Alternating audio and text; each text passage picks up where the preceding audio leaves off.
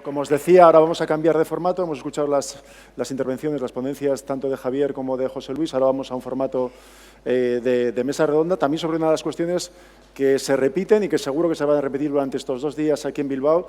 El alcalde ha hecho esa referencia de disfrutar de Bilbao y yo creo que sí que es importante que la tengáis en cuenta. Seguro, además, que con este día tan magnífico os va a permitir reconocer toda esta zona, la ciudad, este entorno tan privilegiado de Abandoibarra. Y el talento, precisamente, es el elemento central de esta mesa redonda que va a presentar Paco Puertas, que es de Accenture Strategy, y que va a contar con Sarah Harmon, con Felipe Navia, con Steve Cadigan y con Arnaldo Muñoz.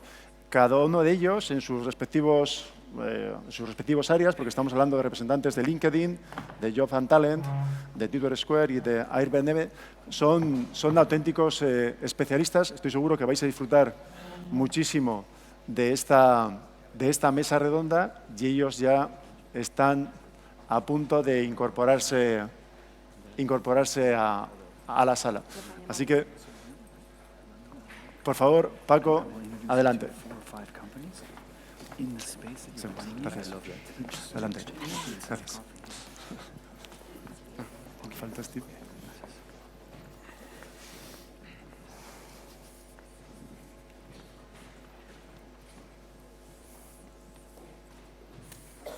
¿Se me escucha? No sé si el micrófono está ya funcionando.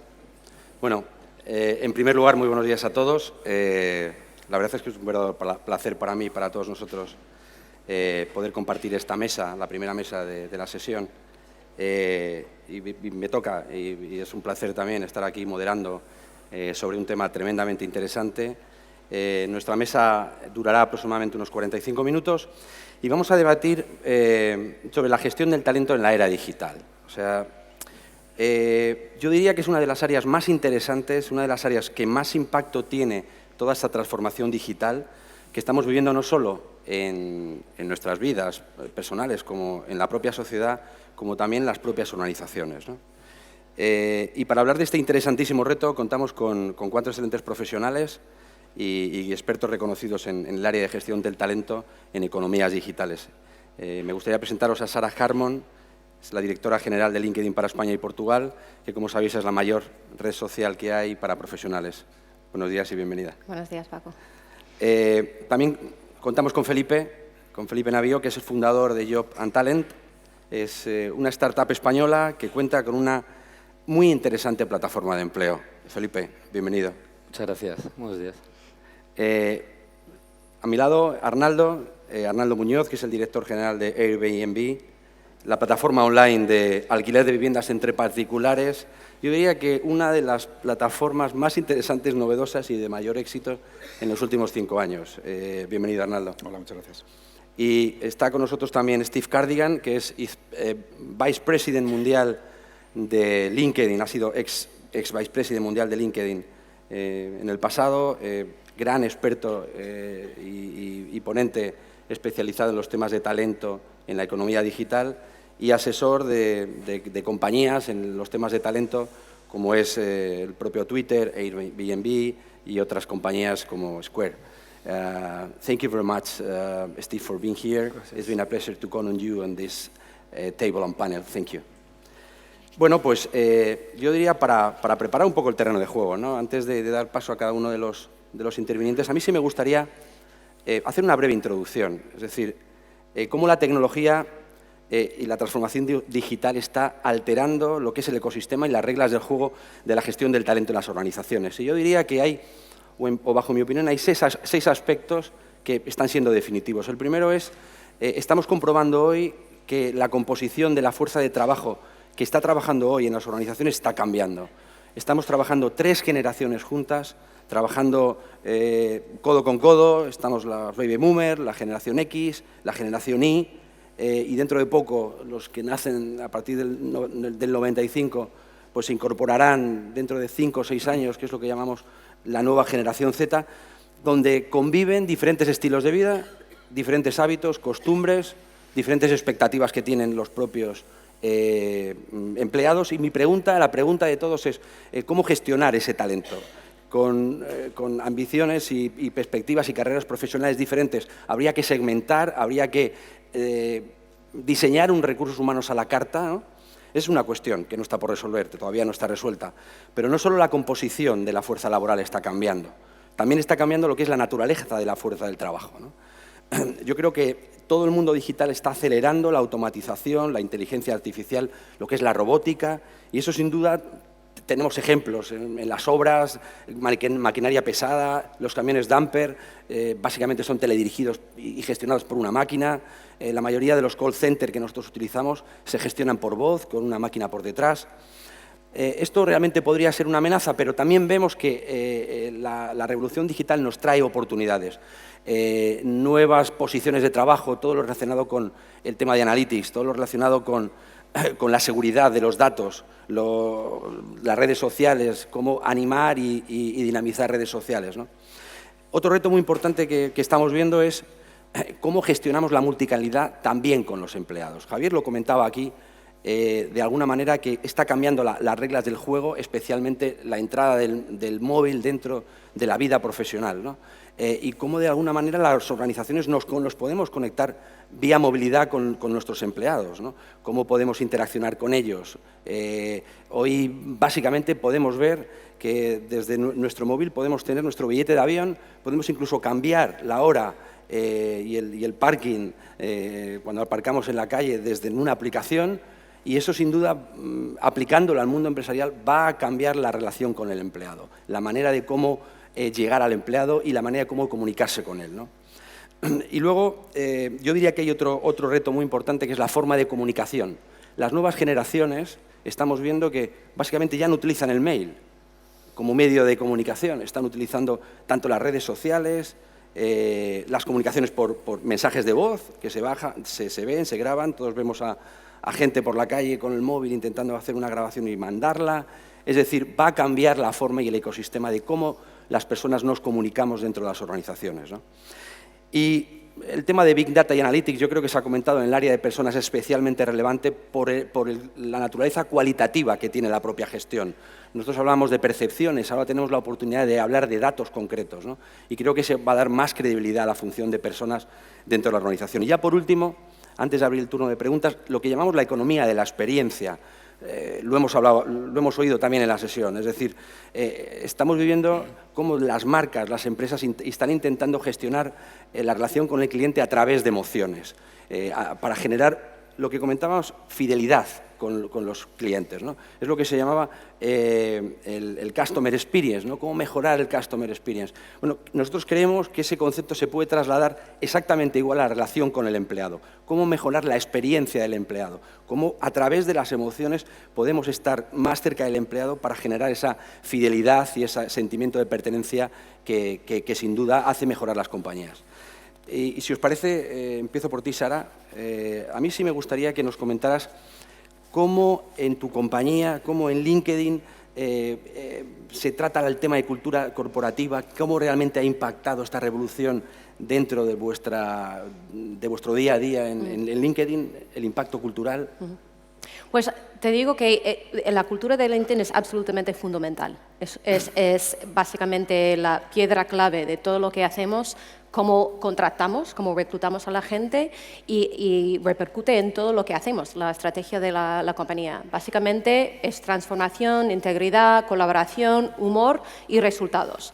Y estos 5 principios, ¿no?, de nuestra cultura es lo que guía nuestra día a día y también la estrategia de la compañía. Y hay una historia muy graciosa que me cuenta Mike Gamson, que es nuestro Senior VP de la organización de ventas, pero también todos los productos, las líneas de productos reportan a Mike Gamson. Y siempre cuenta la historia de que cuando él se incorporó en LinkedIn no teníamos cultura. Y yo creo que Steve probably could comment on the fact that he was part of making culture really key at LinkedIn. Voy a cambiar entre el español y inglés porque voy a incluir a Steve porque también estaba en LinkedIn y no quiero dejarle fuera y hablo Spanglish, eso es mi idioma natal. Pero la cultura para nosotros nació porque no estábamos atrayendo el talento que queríamos. Es que LinkedIn es una empresa que vive en Silicon Valley, donde la competencia es fuertísimo para el talento. Y era una forma de diferenciar LinkedIn de los Google, de Apple, de Microsoft, de todas las empresas pesos pesados, porque también somos una compañía bastante joven, 12 años, realmente, y 5 como empresa de verdad, ¿no? Así que para poder atraer talento y dar esa experiencia, hablar de experiencias, hablar de proyectos, hablar de cuál es la responsabilidad social de esta empresa, qué es lo que pretendemos hacer, nació todas nuestras iniciativas. Así que los productos de Talent Solutions, el foco en el cliente, el Clients First, todo lo que hacemos ahora mismo tiene sus raíces en nuestra cultura. Punto. Estupendo, muchísimas gracias. Felipe, en Job Talent, ¿cómo sois capaces de mantener vivo ese espíritu? Una compañía como la vuestra, una startup que empieza con un fundador, con una serie de personas muy cerca del fundador y con un crecimiento muy rápido en unos años, ¿cómo mantener ese espíritu emprendedor y ese espíritu de ilusión en una compañía que va creciendo y que empieza con una celulita y que ya pues, vais teniendo un tamaño importante? Bueno, pues la verdad que con mucho caos. Te voy a ser sincero. Al final, nosotros siempre decimos que en todo lo que hacemos somos 51% de acierto, 49% de error. Y en el caso de talento, pues ha sido lo mismo. Hemos pasado por épocas mejores y peores y al final no ha habido otra cosa que ensayo-error. Nosotros empezamos dos fundadores, entre su casa y el Starbucks, que había wifi gratis, y a día de hoy hay 120 personas. En ese proceso, una cosa que comentaba Sara, que me sentí bastante identificado, es que llega un momento donde empiezas a hablar de cultura, ¿no? Porque yo, sinceramente, cuando estudiaba en la carrera de cultura, era como esta es la típica palabra guay que cuentan, pero no significa nada. De hecho, incluso cuando trabajaba en consultoría no me sentía tan atraído por el concepto cultura. Pero llega un momento en el que cuando ya tienes un proyecto propio, tienes gente trabajando y están contigo, te das cuenta de que hay una especie como de pegamento o algo parecido que al final hace que las cosas vayan hacia un lado. Entonces, la primera cosa que aprendimos es que la cultura no se puede programar. O sea, para mí el 99% de la cultura de cualquier empresa viene de los fundadores. ¿Por qué? Porque al final, ¿qué hicimos nosotros? Pues fichamos a amigos que se dejaban engañar para venir, y esos amigos a otros amigos, y fuimos expandiendo y a partir de ahí luego ya empezamos a fichar a otra gente que no conocíamos, pero al final las evaluábamos nosotros mismos. Entonces, al final, si tú tienes un equipo fundador freak, tendrás una cultura más freak. Si tienes un equipo fundador más lifestyle, tendrás más lifestyle, y más agresivo. Y al final yo creo que eso es importante también darse cuenta, porque si no corres el riesgo de intentar poner una cultura falsa por encima para intentar atraer talento de una manera que luego cuando ese talento llegue va a morir completamente, ¿no? Que eso entronca un poco con, para mí, los dos puntos clave de haber llegado a donde estamos, que es el recruiting y el onboarding. Yo siempre digo que el recruiting puede destruir tu cultura, porque al final, si no tienes cuidado de traer a gente que además de ser muy buena, encaje en el rollo, ¿no? Nosotros utilizamos la palabra encaja en el rollo, y la gente que encaja en el rollo al final va a estar con nosotros muchísimo más tiempo. Y hemos tenido casos donde hemos traído a un programador espectacular, mejor tío de iOS, de lo que sea, y que después de 2 meses es que no encajaba para nada. Y ese gran programador al final se convierte en un programador mediocre y está en un sitio en el que él no es feliz ni la empresa es feliz con él. Y ahí es donde entra también el punto de onboarding, porque tú puedes fichar gente que sea del rollo, pero no eres capaz de hacerles entrar, ¿no? Sobre todo con gente que quizá viene de grandes empresas, ¿no? Al final, el ambiente de una startup es completamente un poco de locos, un poco caótico, porque no hay normas, cambias de foco cada día, el business plan pues ya está desactualizado. Entonces, al final es muy complicado para la gente que trabaja en una startup el poder asimilar eso. Entonces, tienes que encontrar gente también flexible, gente que sepa manejarse en esa incertidumbre, ¿no? Yo siempre digo un poco embrace the chaos, ¿no? O sea, si no haces embrace the chaos va a ser complicado. Y para mí un poco todos esos elementos han sido los que nos han llevado hasta aquí y hace que a día de hoy la gente que trabaja sea feliz, que hagamos vídeos donde la gente quiere participar contando lo bien que están y que nos sirva realmente para lo que decía Sara de fichar gente. Y para mí ha sido la auténtica clave de llegar hasta aquí. Estupendo, pues Arnaldo, lo que comenta, yo te leí en una entrevista hace cuestión de un año, mencionabas algo parecido y comentabas que la fortaleza de vuestra compañía está en los valores que habéis implantado y que habéis conseguido implantar. ¿Cómo lo habéis conseguido? A ver, en línea con lo que comentabas, muy relacionado que son los valores de los fundadores, pero sobre todo relacionados con lo que es Airbnb en sí. Es decir, la especificidad de Airbnb es que es una plataforma que pone en contacto particulares.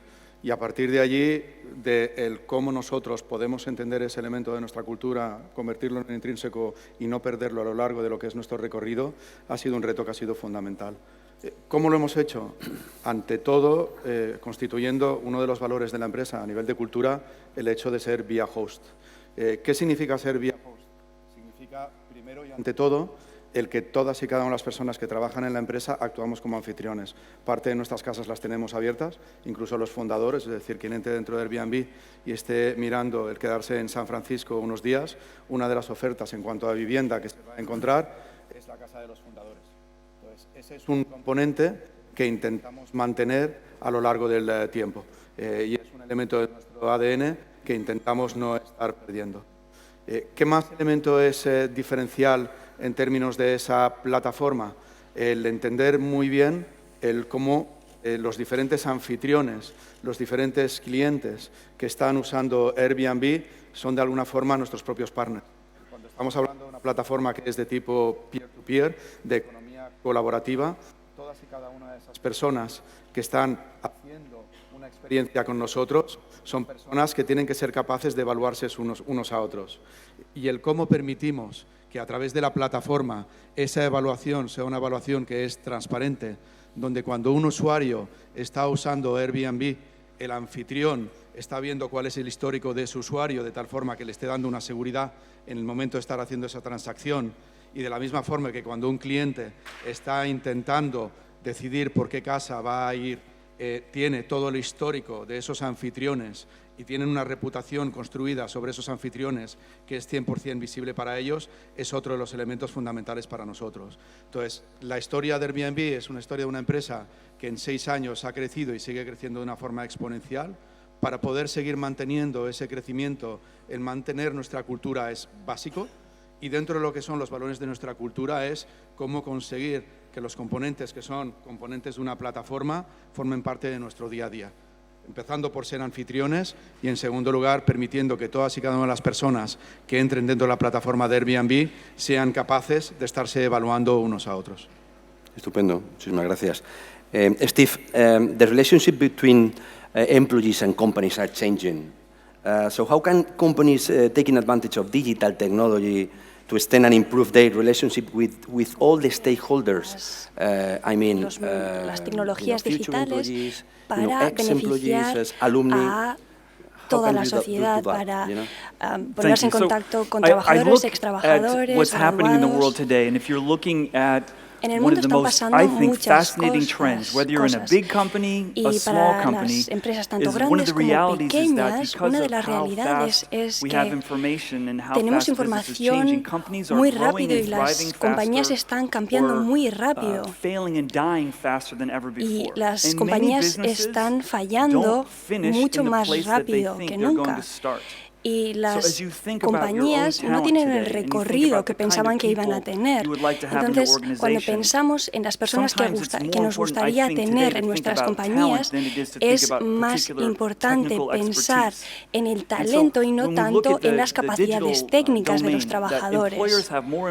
Los trabajadores tienen más información para tomar sus decisiones, tanto para contratar como para elegir un trabajo.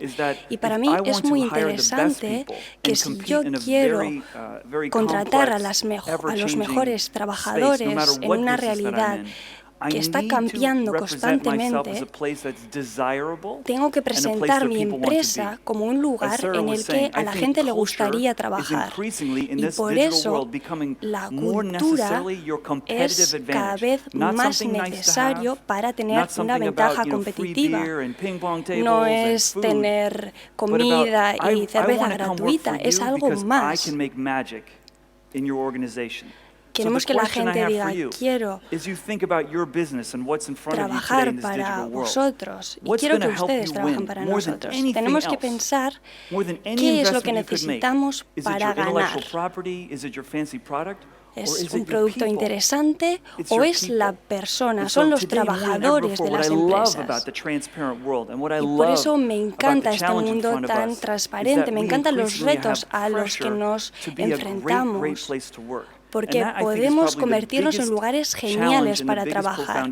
Y para mí esa es la mayor diferencia hoy en día. Hoy en día la gente tiene muchísima información sobre nuestras empresas y por eso tenemos que ser buenos y tenemos que ver a nuestros trabajadores como una parte de nuestro marketing. Si los trabajadores tienen una mala experiencia en la empresa, lo van a dar a conocer en los medios sociales. Si no tienen una buena experiencia trabajando, si tienen una buena experiencia, sin embargo, dirán lo bien que se trabaja en esa empresa. Así que hoy la situación es muy interesante y tenemos muchísimas cosas de las que hablar.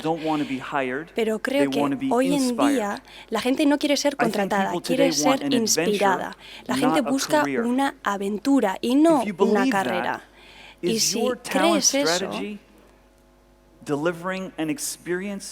debemos ofrecer una experiencia inolvidable.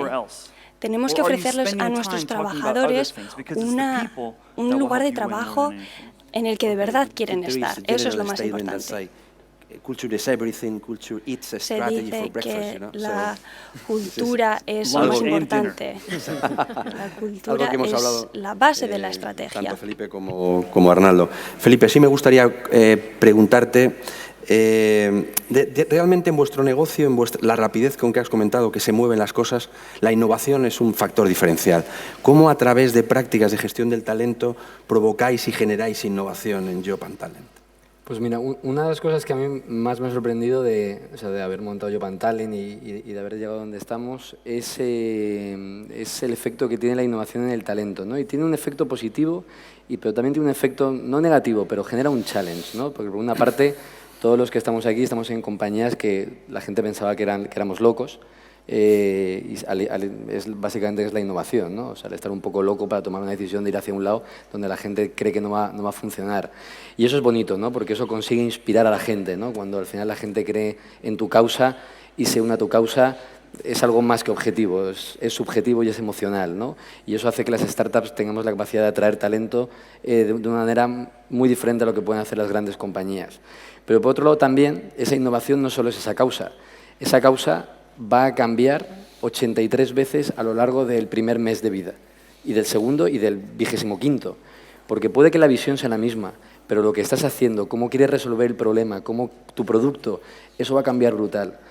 Y una de las cosas que más me ha sorprendido es el tener gente en el equipo, gente espectacular, brillante, que ha sufrido mucho por esos cambios, porque al final ha cambiado, a lo mejor hemos matado 6 veces nuestro modelo de negocio y la persona que estaba llevando la parte del producto de monetización ha visto cómo ocurría eso y ha sido como, bueno, pero ¿qué está pasando? Estamos locos, yo tenía esta visión, de repente vamos hacia de repente vamos hacia la otra. Y ahí al final la única solución que hemos encontrado también con el ensayo-error ha sido la comunicación.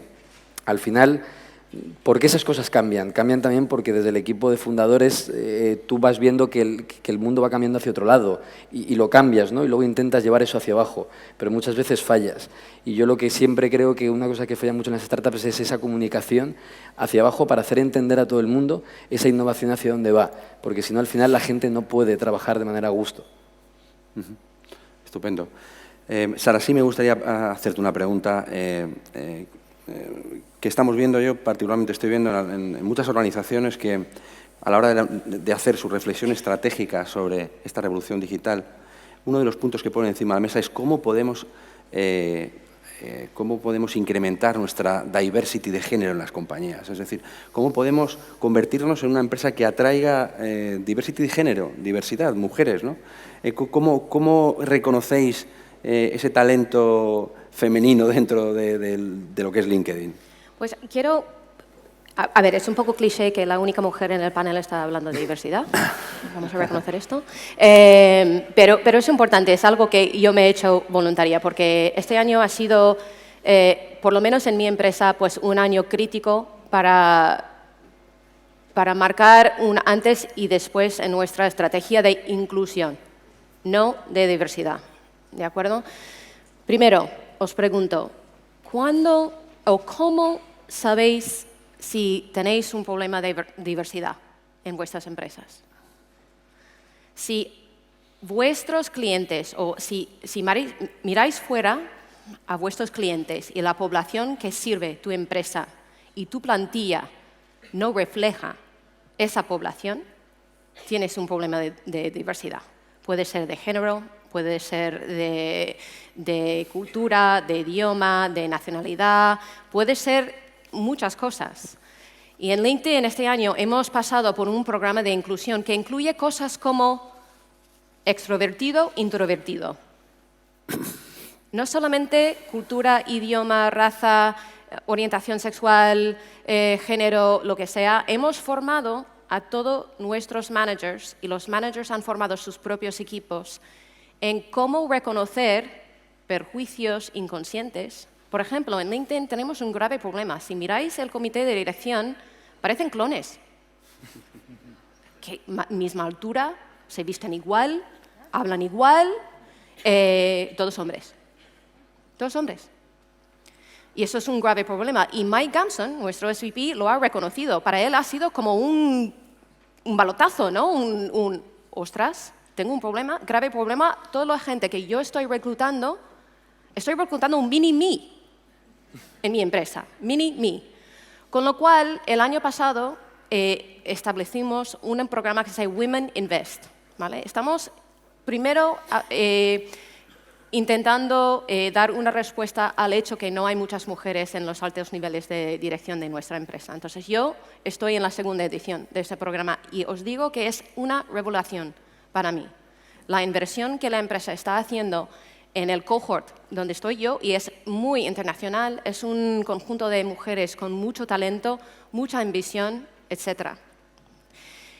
Y la empresa está invirtiendo en formación, nos ponen sponsors a muy alto nivel para que sepamos exactamente dónde está la oportunidad para promover esa mujer para puestos de alta dirección. Así que es muy especial el programa. Pero otra cosa que quiero decir es que LinkedIn, por otro lado, también está intentando aportar datos a vosotros.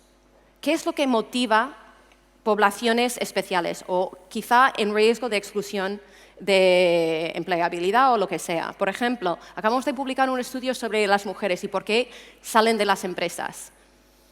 Y realmente no es por términos de conciliación de vida laboral, no es eso. ¿Sabes lo que es? Falta de oportunidad. Eso es la principal razón. Con lo cual, primero, estamos dando una respuesta dentro de nuestra propia empresa, pero también estamos animando a las demás empresas a mirar esos datos, asimilarlos y poner una estrategia en sus propias empresas.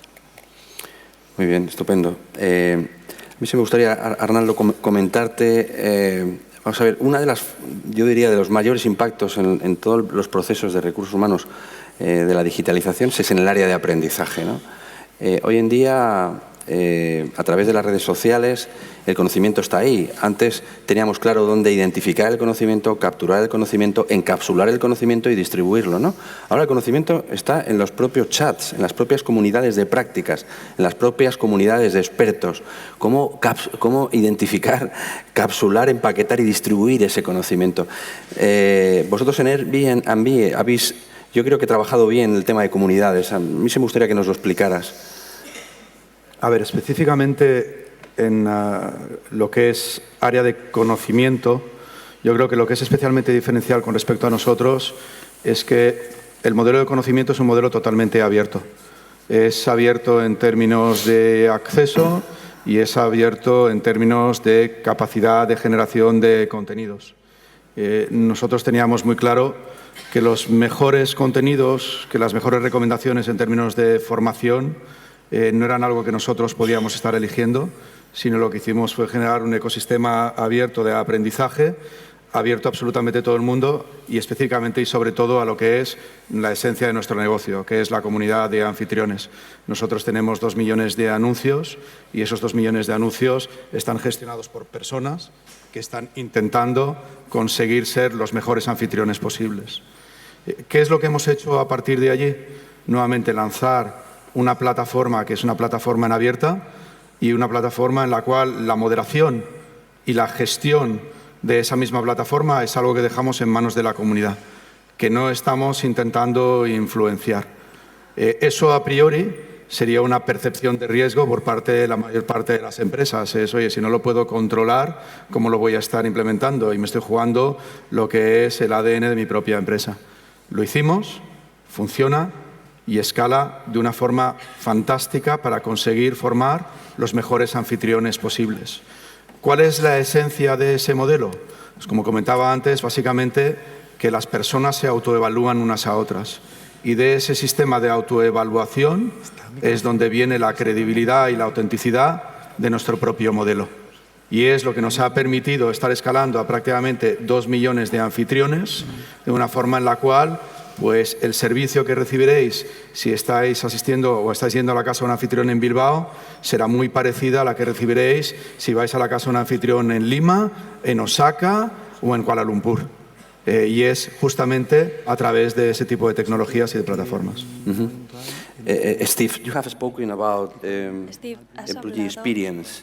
So, could you tell us some specific points that we can use and improve the employee experience of para mejorar la experiencia de los trabajadores? So I think it would be a failure if we didn't leave you as a panel on a topic of such importance of talent.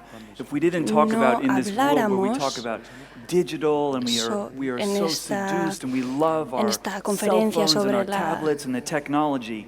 La tecnología y el mundo digital, sería un fracaso si no recordáramos que la información en esta oportunidad digital que esa información solo sirve para que nos conozcamos mejor. Y cuando hablamos de la experiencia de los trabajadores, es muy frustrante cuando hacemos una pregunta en la entrevista, una pregunta a la que se podría contestar si hubiésemos hecho un poquito de investigación en cualquier medio social. Porque hoy en día tenemos muchas oportunidades para conocernos mejor.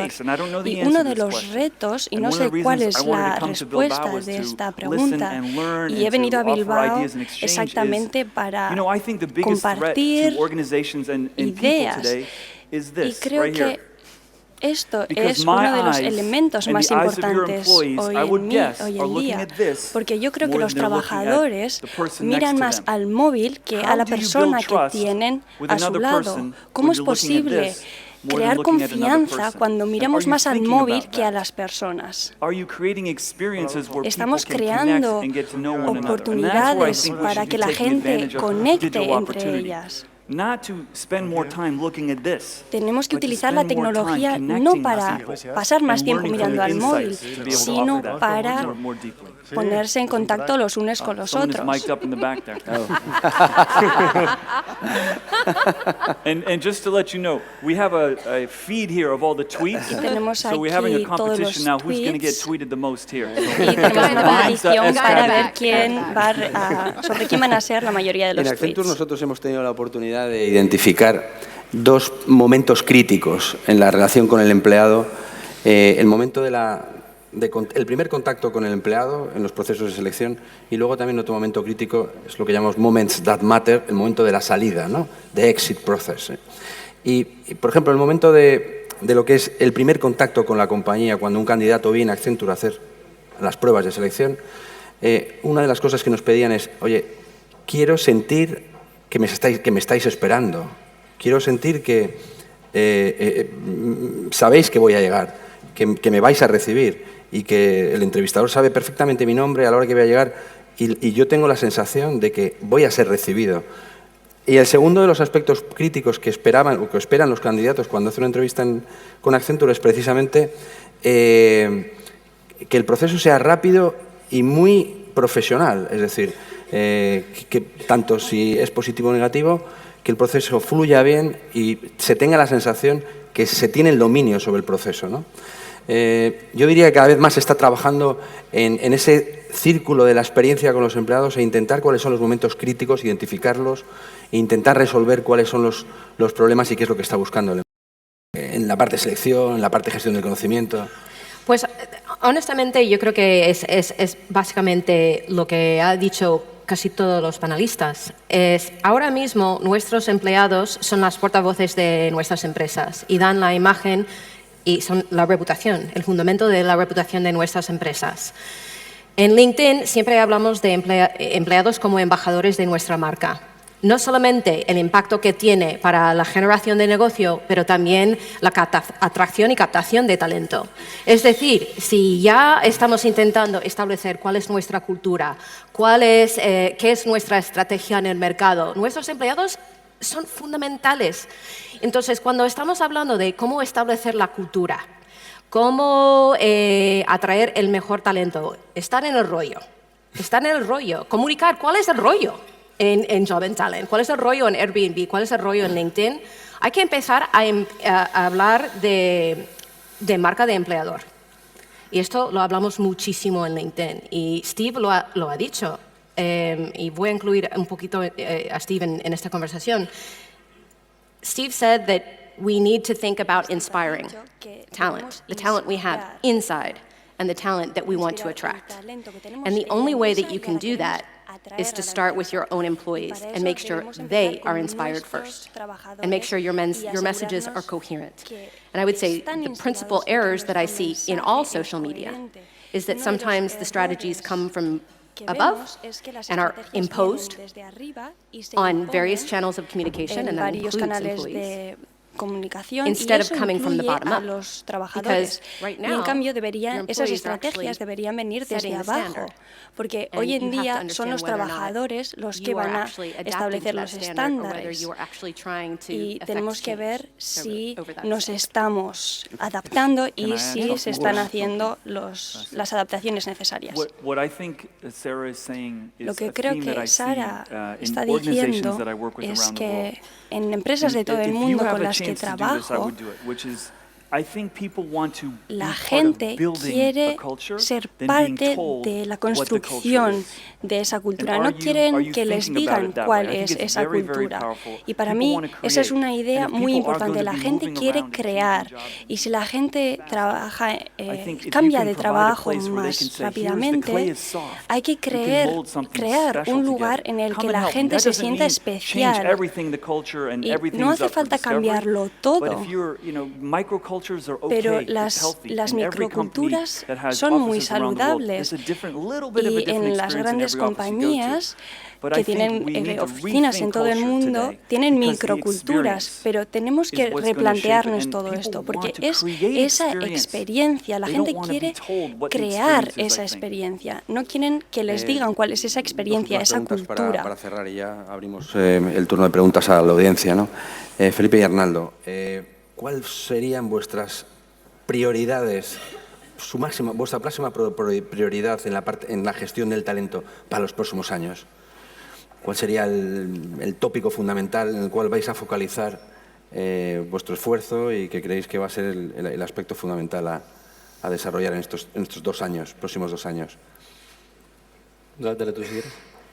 El mío nuestro, perdonad, es muy sencillo porque es el mismo que nos dejaron muy claro cuando los fundadores estuvieron en la tercera ronda de financiación.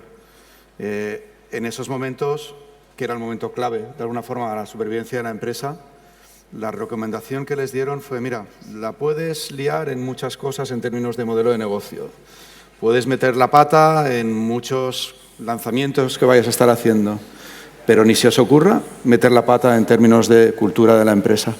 Y aseguraros que esa cultura de empresa sigue constante a lo largo del tiempo. 6 años después, ese es el principal reto.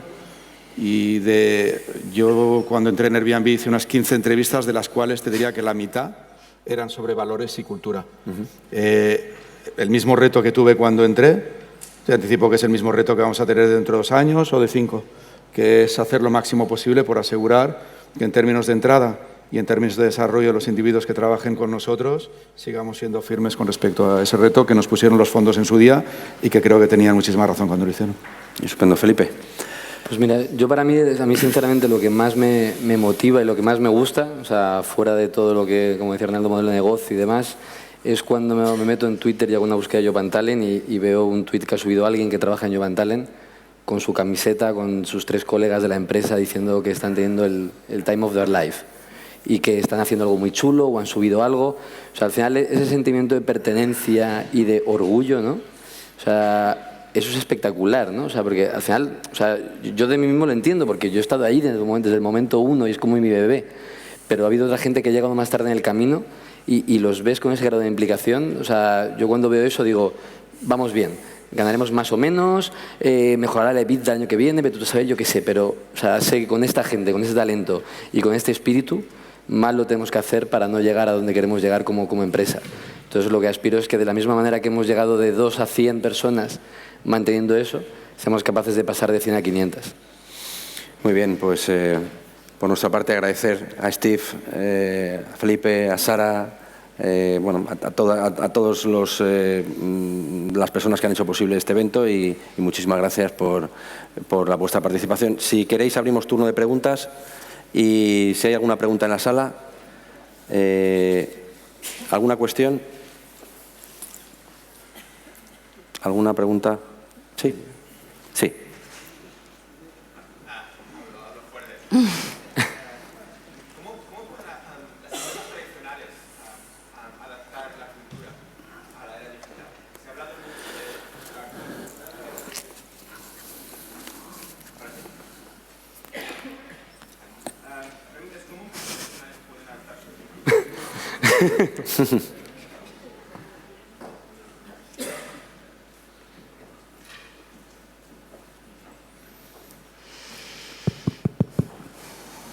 Ahora sí, vale.